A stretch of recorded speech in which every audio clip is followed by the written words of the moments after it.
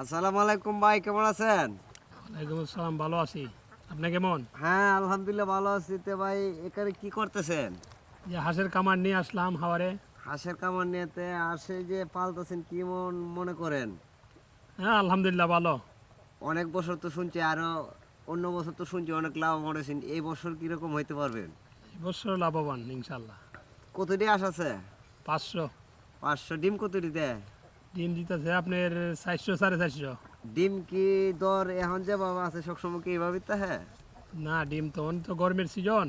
হ্যাঁ। গরমের সিজনে একটু বাজারটা ডাল হয়ে যায়। কতশো আছে? আছে 1200 1250। তা আসে বাচ্চাটা কোন সময় লইছিলেন? লইছিলাম আশ্বিন মাসে। আশির মাসে লইছিলেন? তো আপনার এটা বড় করতে তো অনেক টাকা গেছে। হুম, অনেক খরচ হয়, পিট খাওয়াইতে হয়। 500 আসে মনে করেন কত টাকা খরচা গেছে? 500 আছে, টাকা গেছে 1,00,000 2,00,000। লাখ 2 লাখ। তা আপনি যে উদ্যোগটা নিছেন, এটা তো যে দেশের অনেক লোকে বেকার যারা আছে এরকম ভাবে তো যে লোকে এই উদ্যোগ নিয়ে, তা আশা করেন কি লাভবান হইতো তো না? হ্যাঁ লাভবান।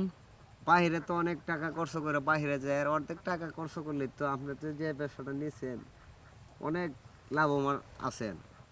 হ্যাঁ লাভবান, কিন্তু ফিট খাওয়াইতে হয়, হ্যাঁ ধান খাওয়াইতে হয়। হ্যাঁ, হ্যাঁ অনেক কিছু খাওয়ানি লাগে, ভিটামিন খাওয়ানি লাগে, ওষুধপাতি খাওয়ানি লাগে, খরচও আছে এগুলার। হ্যাঁ হ্যাঁ খালি লাভ দেখলে হবে না, এর মধ্যে শ্রম দিতে হয়। এরপরে পুঁজি কাটায়া পরে ওই যে হ্যাঁ। পয়সা আমদামি। এই যে আপনারা হাঁসের বাচ্চাটি আনেন, বাচ্চাটি কোথেকে আনেন, কোন জায়গা থেকে আনেন? এই যে আমাদের এলাকার তারাইল দামিয়া। রাইমা থেকে আনেন নাকি? বাচ্চা এভারেজ কত টাকা গোড়া পড়ে? 22 টাকা 25 টাকা ফুট পরে।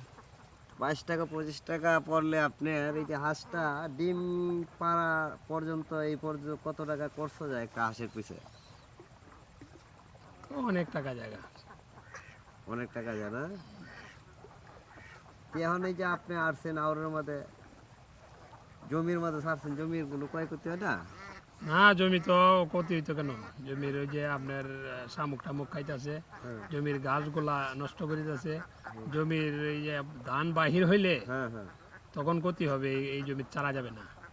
এত বড় আউরের মধ্যে আপনি একা একা আসছেন, আপনি কি ভয় করে না? না, এগুলো তো আমাদের এলাকার জমি, হ্যাঁ, তাই বয়ের কিসের এলাকা।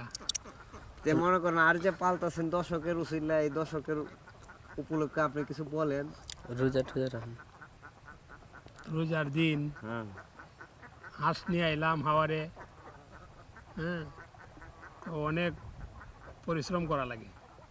মনে করেন যারা বেকার আছে এদের উদ্দেশ্যে কিছু বলেন, বেকার না থেকে কি এই কাজটা করলে কি ওদের জন্য হ্যাঁ, ভালো? বেকার যারা আছে যদি করতে পারে, পরিশ্রম করতে পারে, এতে ফার্ম করলে হ্যাঁ উন্নতি হবে, হ্যাঁ। সমস্যা নাই। আমরা তো মনে করেন অনেক দূর থেকে আসছি, আপনার এই হাঁসের কামার আছে, অনেক বড় কামার, অনেকের কাছ থেকে আমরা শুনে আমরা রুষাডিপির পক্ষ থেকে আসছি। যে আমাদের কাঞ্চন ভাইকে আপনাকে বাড়িতে খুঁজেছি, বাড়িতে পাইলাম না, এখন আপনাকে আউরে পাইছি, অনেকজনের কাছে জিগাইছি রাস্তায়, বলছে যে কাঞ্চন ভাই ওই জায়গায় আছে, আউরের মাঝে আছে, তো আপনার কাছে আসছি রুষাডিপির পক্ষ থেকে। রবির পক্ষ থেকে আপনাকে ধন্যবাদ। হ্যাঁ, এই চ্যানেল করার জন্য হ্যাঁ ধন্যবাদ। এগুলো প্রচার করেন। হ্যাঁ হ্যাঁ, বেকার লোক যারা, এরা আমার মতো ফার্ম করুক, কইরিয়া শ্রম কইরিয়া লাভবান হোক। ধন্যবাদ।